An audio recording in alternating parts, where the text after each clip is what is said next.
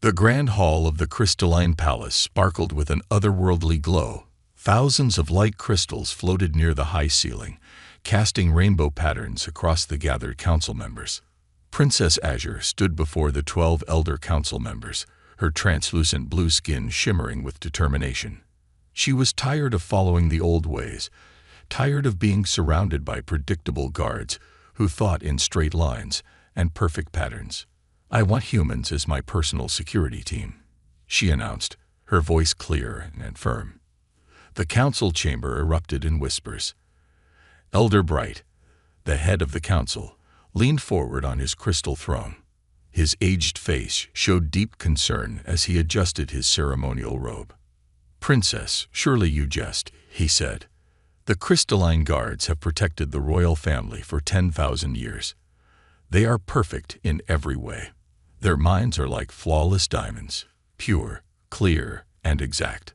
"That's exactly the problem," Azure replied, pacing the polished floor. "They're too perfect, too predictable. Everyone in the galaxy knows exactly how they'll react to any situation. It makes us vulnerable." Elder Moon, the youngest council member, spoke up. "But humans are." She paused, searching for a diplomatic word. "Unstable. They rely on something they call gut feelings instead of pure logic. They make mistakes." Azure smiled. "Yes, they make mistakes. They also learn from them. Last month, I watched security footage from the Earth Embassy. A human guard caught a thief not because of fancy technology or perfect protocols, but because something felt wrong. He noticed a pattern that didn't fit, something our AI systems missed completely." The council members shifted uncomfortably in their seats.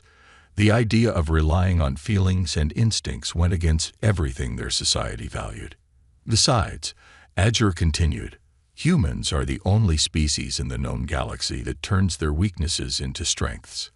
They're physically weaker than many races, so they built tools. They can't survive in space naturally, so they engineered amazing ships. They can't process information as fast as our crystalline brains, so they learned to think creatively." Elder Bright stood up, his crystal staff tapping against the floor. "Princess, this is unprecedented. The public will not understand. Our citizens expect certain standards, certain traditions. Our citizens expect to be protected," Azure cut in.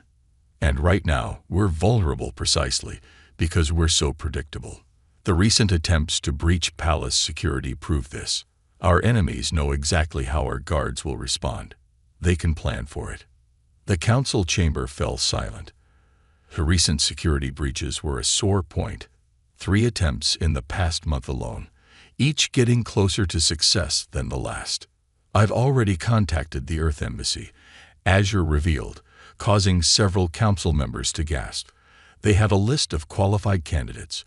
All I need is your approval to begin the selection process." Elder Moon studied the princess carefully. "You've given this serious thought." "I have. I've studied human security operations for the past year. They're not perfect, but that's their strength.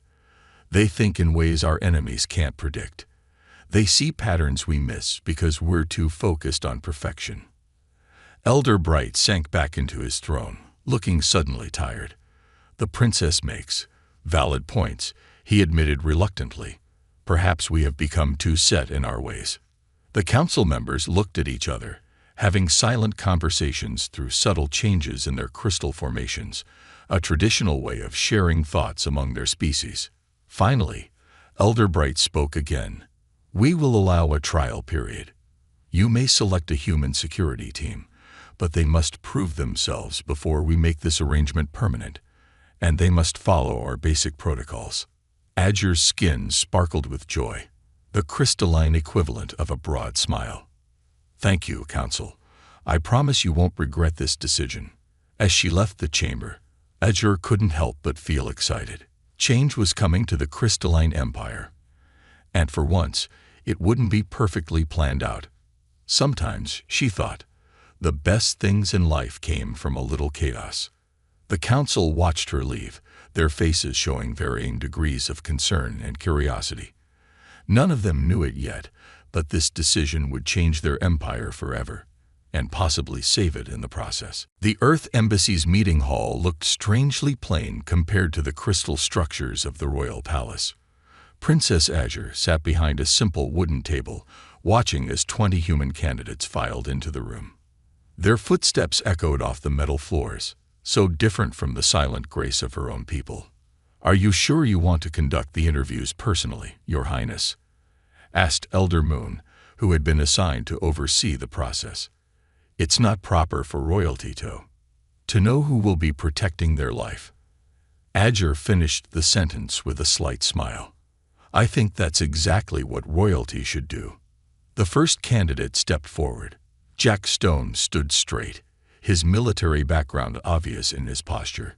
His plain black uniform had no special decorations or technology, just practical fabric and a few hidden pockets.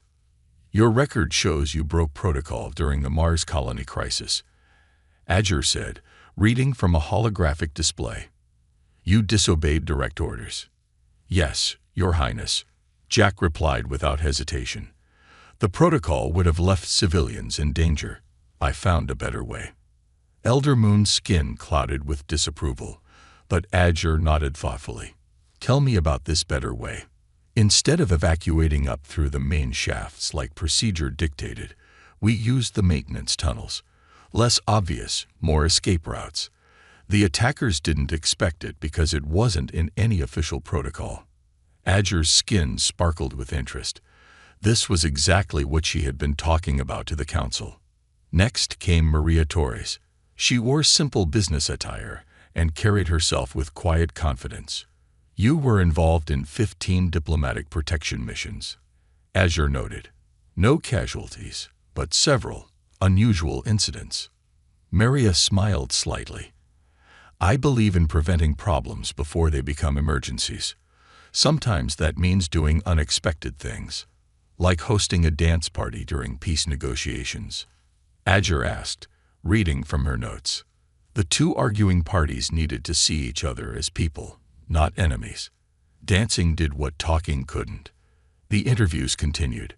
Tom Reed, the tech specialist, demonstrated how he could turn ordinary objects into security tools. He transformed a simple pen into a signal detector right before their eyes.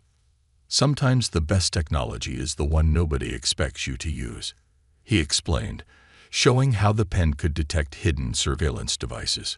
Rose Parker, the medical expert, was last. She didn't have the combat record of the others, but something about her caught Azure's attention. "You once treated an alien dignitary by telling them jokes," Azure read, puzzled. "How is that medicine?" Rose's eyes crinkled with warmth. "Laughter affects body chemistry in many species.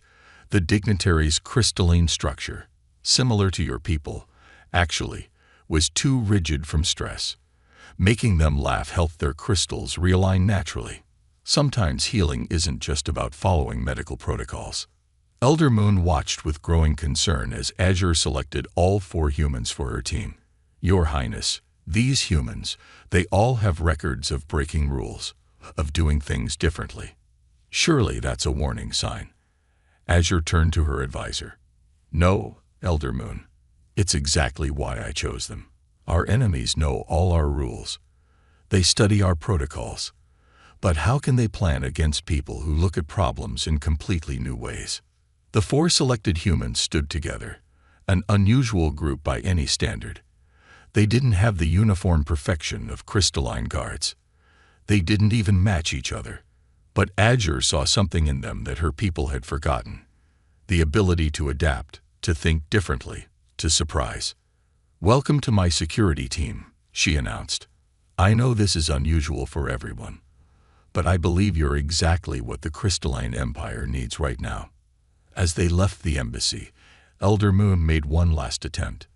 "The council will not be pleased with these choices, Your Highness." Azure watched her new team walking ahead, already talking and getting to know each other. "The council doesn't need to be pleased, Elder Moon. They just need to be protected. And I have a feeling these humans are going to surprise everyone with how well they do that." The princess smiled as she heard Jack crack a joke. making the others laugh. Yes, this was going to be very different from the silent, perfect order she was used to. And that was exactly the point. The Cloud Nebula Alliance's grand reception hall floated among the stars, its transparent walls offering a breathtaking view of the swirling purple and blue gases outside. Princess Azure stood among the gathered diplomats, her new human security team positioned carefully around the room. Jack Stone watched from near a refreshment table, his eyes constantly scanning the crowd. Something felt off, but he couldn't quite put his finger on it. The crystalline guards stood at their assigned posts, perfect and motionless as statues. Anyone else feel like the air's a bit thick in here? Maria Torres whispered through their comm system. Tom Reed, pretending to adjust some decorations, replied quietly, "Now that you mention it, the humidity readings are slightly higher than they should be for a space station." "Keep your eyes open," Jack ordered. "Rose, stay close to the princess." Rose Parker nodded slightly from her position near Azure, her medical scanner disguised as a simple bracelet quietly taking readings of the room. The diplomatic reception continued smoothly. Representatives from 12 different species mingled, discussing trade agreements and cultural exchanges. Everything seemed perfect, too perfect, Jack thought. Then Rose's voice came through the comm. "My scanner's picking up some unusual crystal formations near the princess. They're not matching any known pattern." Before Jack could respond, Maria cut in. "Movement near the east wall. The air's bending." "Cloaking technology," Tom said quickly. "The humidity in the air, it's making it visible." Jack didn't hesitate. "Tom, increase the room's humidity." "Maria, east side." "Rose, get the princess to move casually toward the center. I'm going to create a distraction." The crystalline guards remained at their posts, their protocols not registering any official threat. But the human team sprang into action. Tom accidentally spilled his drink on a climate control panel, quickly reprogramming it while pretending to clean up. The room's humidity began to rise subtly. Jack walked to the center of the room, telling a loud joke about Earth diplomacy that drew everyone's attention. In the growing humidity, faint outlines became visible, 3 shadowy figures moving toward the princess. Maria moved silently along the wall, her years of experience letting her track the nearly invisible assassins by the slight distortions in the air. Rose gently guided Princess Azure toward a group of diplomats, appearing to be simply encouraging friendly conversation. The assassins realized their cloaking was failing. They abandoned stealth for speed, charging toward the princess. "Now," Jack shouted. Maria threw her drink, the liquid revealing the first assassin's complete outline. Tom activated the room's fire suppression system, filling the air with a fine mist that made all 3 attackers visible. The crystalline guards finally reacted, but their programmed responses were too slow, too predictable. The assassins had studied their patterns and knew exactly how to avoid them, but they hadn't studied humans. Jack tackled the first assassin, using simple physical force instead of advanced technology. Maria disabled the second with a move she'd learned in Earth's martial arts, not found in any official security protocol. Tom used the room's own climate system to create a zone of supercooled air, trapping the third attacker in a cloud of frozen mist. Rose had already moved Princess Azure to a safe corner, using her medical knowledge to create a temporary barrier by crystallizing the water vapor in the air, a trick she'd learned from studying crystalline biology. The entire attack was over in minutes. The assassins lay captured, their advanced technology defeated by simple water vapor and human instinct. Elder Moon, who had been watching from across the room, approached Princess Azure, with amazement showing in her crystal structure. "They didn't follow any protocol," she said, stunned. "They just adapted." Azure smiled, her skin glowing with vindication. "Exactly. Our enemies studied our protocols, planned for our perfect responses. But how do you plan for humans who trust their instincts and work together in ways that can't be predicted?" The human team regrouped around the princess, checking for any remaining threats, They looked messy and unprofessional compared to the still perfect crystalline guards, but no one in the room doubted their effectiveness anymore. "Well done," Adger said to her team. "Though I believe you owe me an explanation about that Earth diplomacy joke, Jack." Jack grinned. "Sometimes the best way to spot trouble is to cause a little of your own, Your Highness." The Royal Investigation Chamber hummed with frustrated energy. Crystalline investigators stood around a large holographic display, their faces showing confusion as they reviewed the attack data for the 100th time. "The patterns make no sense," one investigator said, his crystal structure clouded with annoyance. "Our computer models cannot predict where the next attack might come from." Princess Azure watched from her seat as her human security team approached problems differently. Instead of using the advanced holographic systems, they had spread old-fashioned paper notes across a table. Tom Reed had even drawn diagrams by hand. "What are you doing?" Elder Moon asked, watching Maria Torres pin strings between different notes on their makeshift board. "Our computers can make perfect connections between data points. Sometimes you need to see things with your eyes, not just numbers," Maria explained, stepping back to look at their work. "Humans are good at spotting patterns that don't fit into perfect mathematical models." Jack Stone stood studying their board, coffee cup in hand, a habit that scandalized the crystalline guards. "Look here," he pointed to several locations marked on a simple star map. "All the recent security breaches happened near crystal mining operations." Rose Parker added another note to the board. "And I've been talking to the medical staff.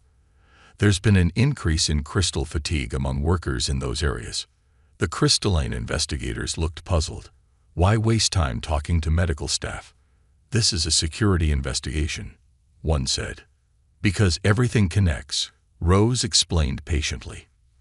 "People talk when they're not feeling well. They notice things." Tom stepped forward with a simple tablet computer, primitive by crystalline standards. "I've been running basic security scans, nothing fancy. Found something interesting." He displayed a series of energy readings. "Someone's been using old communication frequencies, the kind your advanced systems don't bother checking anymore." Azure leaned forward, interested. "Our systems are designed to detect any significant communication." "Exactly," Jack said, grinning. "But what if someone's using insignificant communications, small signals hidden in background noise?" Maria pointed to different points on their board. "The attacks, the mining operations, the sick workers, the hidden signals. They're all connected, but not in a way your computers would think to look for." Elder Moon's crystal structure shifted with doubt. "This is all speculation based on feelings and conversations, not proper data analysis. Sometimes the best clues are the ones that don't fit into neat patterns," Rose said. "Like, why would assassins use cloaking technology that fails in humidity? That's a rookie mistake. Unless," Jack continued, "they wanted to be seen. Not caught, but seen." The room fell silent as the implications sank in. Azure stood up, her crystal structure brightening with realization. "They're sending a message." Tom nodded. "Every attack has been a little more obvious than necessary. They're trying to show something." "But what?" Elder Moon asked, finally drawn into their unusual investigation method. Maria rearranged some of their notes. "Look at the pattern. Each attack exploits a weakness in perfect crystalline security. Each one shows how predictability can be used against you." "Someone's trying to prove a point," Jack said quietly. "And I don't think they're done yet." Azure studied the humans' simple paper notes and string connections. In its messiness, she saw something her people's perfect systems had missed, a warning. "How many more attacks?" she asked. "Based on this pattern," Tom said, drawing a rough diagram. "At least 3 more, each bigger than the last." The crystalline investigators looked uncomfortable. Their perfect systems hadn't predicted any of this. "What do we do?" Elder Moon asked, her usual certainty shaken. Jack looked at his team, then at the princess. "We keep watching. We keep listening. And most importantly, we stay unpredictable." Azure nodded, her decision made. Continue your investigation, your way. Elder Moon, make sure they have whatever resources they need. As the humans went back to their work, adding notes and drawing new connections, Azure watched with growing confidence. Sometimes the best way to see clearly was to look through imperfect eyes. I think, she said to Elder Moon, we're about to learn just how valuable a little chaos can be. The private royal gardens were usually silent, maintained by perfect robotic systems that never made a sound. But today, something unusual echoed through the crystal flowers: laughter. Princess Azure sat on a simple bench, watching as Rose Parker explained Earth jokes to her. The princess's crystal structure sparkled with amusement, a sight that would have shocked the royal court. I don't quite understand, Azure said, still laughing. Why did the chicken need to cross the road at all? That's part of the joke, Rose explained, smiling. Sometimes the simplest answer is what makes it funny. From his position near the garden entrance, Jack Stone watched the scene with approval. 2 months had passed since their first crisis, and things had changed dramatically. The council won't like this, Elder Moon said, appearing silently beside Jack. The princess is becoming less formal. Less predictable, you mean, Jack corrected, and that's exactly what's keeping her alive. Across the garden, Tom Reed was showing Azure how to play a card game, while Maria Torres taught her simple self-defense moves. The princess was wearing a human-style jacket over her royal robes, another break from tradition. She laughed at breakfast today, Elder Moon said, her crystal structure showing concern. In front of the entire court, some elders nearly cracked from shock. Jack watched as Azure successfully blocked one of Maria's slow practice strikes. Would you rather have a perfect princess who's an easy target, or a living one who knows how to survive? Before Elder Moon could answer, an alert sounded. Tom's security systems had detected something unusual. The human team moved smoothly into protection formation, but Azure didn't freeze in place like she would have 2 months ago. Instead, she moved with them, already understanding their patterns. It turned out to be a false alarm, just a garden drone malfunctioning, but the response showed how much things had changed. Did you see how she moved? Maria asked later during their team meeting. Perfect tactical response. She's learning. Not just learning, Rose added. She's understanding. Yesterday she asked me about human emotions. Really asked, not just studied them like a science project. Tom looked up from his security tablet. She's even started making jokes of her own. Bad ones, but still. The team shared a laugh, remembering Azure's attempt at human humor during yesterday's security briefing. Even some of the crystalline guards had shown tiny cracks of amusement in their perfect structures. Later that evening, Azure sat with her team in their secure common room, another break from tradition. Royal family members had never socialized with their guards before. Tell me, she said, dealing cards just as Tom had taught her, why do humans value imperfection so much? Jack thought for a moment. It's not that we value imperfection, Your Highness. We value growth. You can't grow if you're already perfect. Azure's crystal structure shifted thoughtfully. My people believe perfection is strength. But watching you all, learning from you, I'm starting to think flexibility might be stronger. Life isn't perfect, Rose said gently. So being perfect doesn't help you live it. The council says I'm changing too much, Azure admitted. Becoming too human. Maria laid down her cards. You're not becoming human, Your Highness. You're becoming more yourself. There's a difference. Azure looked at her team, her friends, though that word would scandalize the council. They weren't perfect. They made mistakes. They told bad jokes. They broke protocol. But they were alive in a way her people had forgotten how to be. I used to think protecting me meant keeping everything controlled and predictable, she said. But you've shown me that true security comes from being able to change, to adapt, to live. Elder Moon, watching from the doorway, saw the princess's crystal structure glowing with a new kind of light. It wasn't the perfect, regulated glow of royal training. It was something warmer, more natural, more real. Perhaps, she thought, watching Azure laugh at another of Jack's terrible jokes, some traditions needed to change. After all, what good was perfect protocol if it left no room for life? The emergency alarms rang through the Crystal Palace, their perfect harmonic tones shattered by sounds of chaos. Princess Azure ran through the corridors with her human team, their footsteps echoing against the perfect crystal floors. The signals coming from the central data core, Tom Reed called out, his simple tablet showing readings that the palace's advanced systems had missed.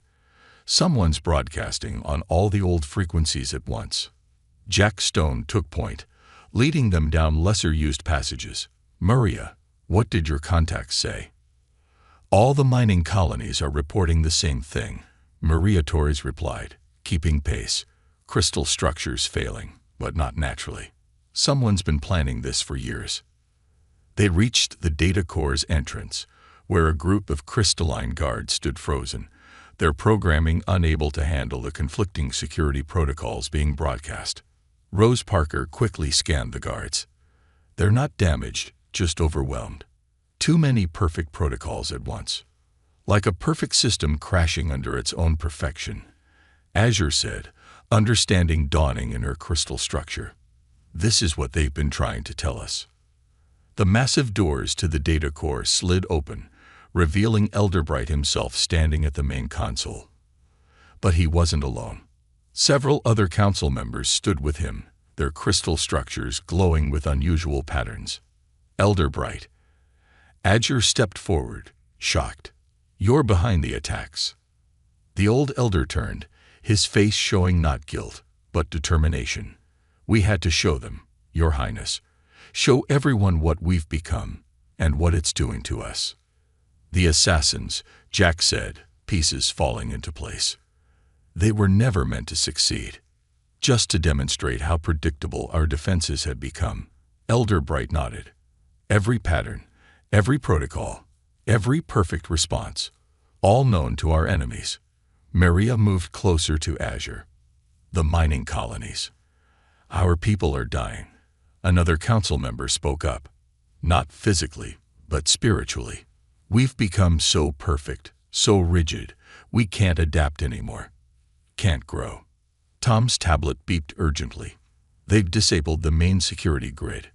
Every perfect system in the Empire is now showing its flaws. Elderbright finished. We had to break the pattern, Your Highness. Had to show them that perfection is becoming our weakness. Azure looked around the room, seeing the pain in the council members' faces. They weren't traitors. They were trying to save their people, in their own desperate way. The attacks, the signals, the crystal fatigue, Rose said softly. All symptoms of a society too perfect to survive. Why now? Azure asked, stepping closer to Elderbright. Because of them, he gestured to the human team. They showed us another way. Showed us that adaptation, change, even chaos, these aren't weaknesses. They're survival. Suddenly, the data core's screens lit up with reports from across the Empire. Systems failing, perfect patterns breaking down, people having to think for themselves for the first time in generations. You're causing panic, Jack warned. We're causing growth, Elderbright corrected. Your Highness, you've seen it yourself. Since working with these humans, you've become stronger, more adaptable. Our enemies can't predict you anymore. Azure's crystal structure shifted as she processed this truth. Her time with the human team had changed her, made her more than just a perfect princess. There are better ways, she said finally. Ways that don't involve frightening our people. Perhaps, Elderbright agreed. But would they have listened? Would they have accepted change without first seeing the flaws in perfection? The room fell silent except for the continuing alarms. Azure looked at her human team. Imperfect, unpredictable, and exactly what her people needed right now. Help me fix this, she said to Elderbright.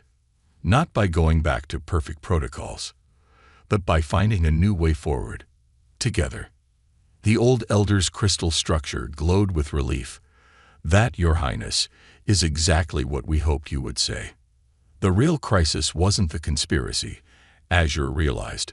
It was what came next, teaching an empire of perfect beings how to embrace imperfection. 1 year after the great system's failure, the crystalline palace looked very different. The perfect, silent halls now echoed with voices. Guards walked their routes with variable patterns. Even the crystal gardens grew with subtle, beautiful imperfections. Princess Azure stood on a grand balcony, watching her human security team train a mixed group of human and crystalline guards below. Jack Stone was teaching them how to adapt to unexpected situations, while Maria Torres demonstrated the importance of trusting instincts.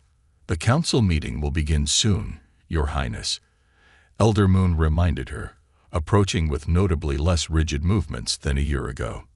"How are the new education programs going?" Azure asked as they walked to the council chamber. "Better than expected. The young ones especially love learning from the human teachers. They ask questions now, something unheard of in the past."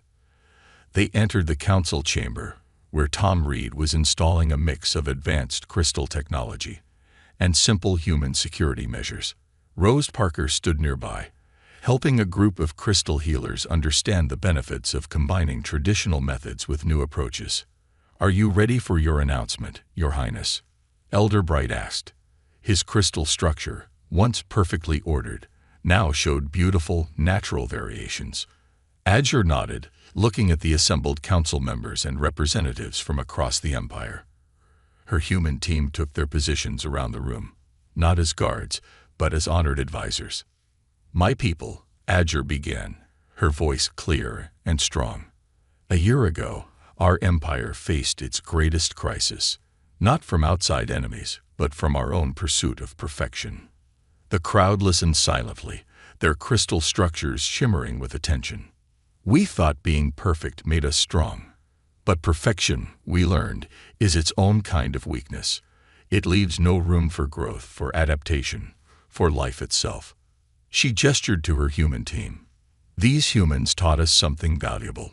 They showed us that strength lies not in being flawless, but in knowing how to handle flaws. Not in following perfect patterns, but in creating new ones when needed."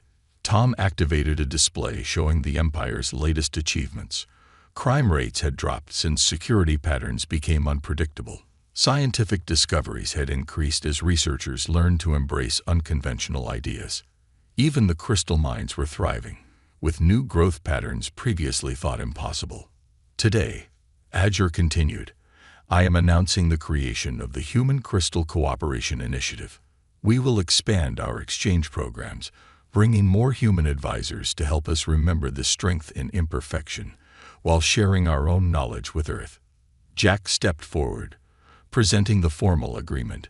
It wasn't written on perfect crystal tablets, but on simple paper, a symbol of the changes in their society.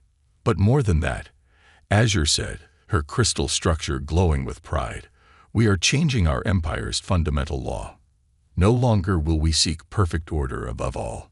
Instead, we will seek balance between order and chaos, between perfection and adaptation, between crystal and human ways." Elder Moon spoke up, her voice carrying years of wisdom. "The youngest crystal children now play games. They laugh. They imagine. Things we have forgotten were possible. And they are stronger for it." Azure agreed. "We all are." The chamber filled with a soft chiming sound, the crystal equivalent of applause. Even the most traditional council members joined in, their structures showing the subtle variations that now marked their society. Rose stepped forward with a small crystal flower, one that had been allowed to grow naturally without perfect guidance. Its pattern was unique, beautiful in its imperfection. "Your Highness," Jack said, grinning, "I think this calls for a celebration. A proper human-style one." Azure laughed. "Something a princess would never have done in the old days. I believe you're right. After all, what better way to mark our new beginning than with a little chaos?" As the formal ceremony turned into a genuine celebration, with humans and crystals mingling freely, Azure watched her two worlds come together. Her security team, her friends, had helped create something entirely new. a society that found strength in embracing both perfection and imperfection. "You know," she said to Elder Moon, watching a young crystal child attempt to tell a human joke, "sometimes the best protocols are the ones we haven't invented yet." Elder Moon's crystal structure sparkled with amusement. "Indeed, Your Highness. Indeed."